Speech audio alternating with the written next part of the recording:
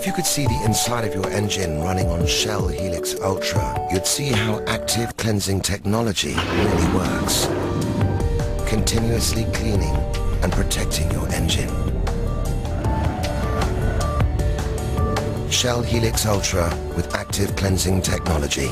Performance you can see.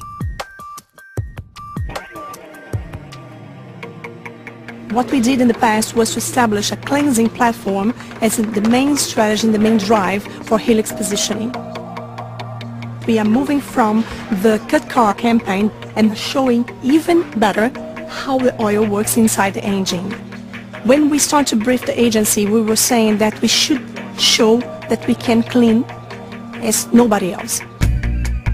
We thought if you could see the oil inside your engine, what would it look like if it was using Shell Helix Ultra?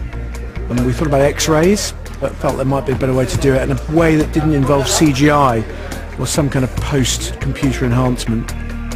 We always get very strange requests coming in. This was one, can we make a Perspex car?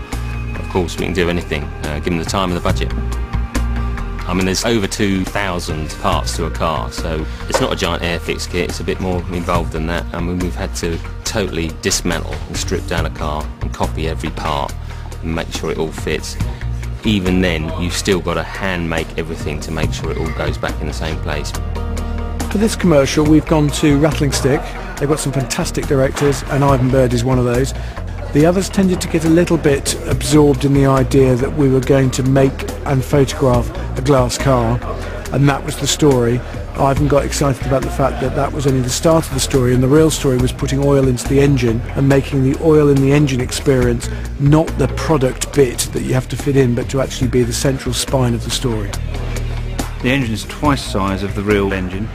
Did it by basically stripping down the real engine, measuring all the component parts for the twice-up engine, so basically just the moving internals, and then recreating them in Perspex using a variety of machines which pattern cut all the parts, and then they were all bonded together with a special UV glue. Because it's all Perspex running on Perspex, it has to be reasonably precise, but just with enough play so it doesn't all seize up. Most people think the oil just sits in the bottom sump and then just splashes around an engine, but what you'll see the oil move through the very fine oil ways into the bearings, and it's these oil ways that we believe are critical to keep them clean, to allow the oil to flow to the contacts in the engine, to keep the engine performing how the engine designer intended it to.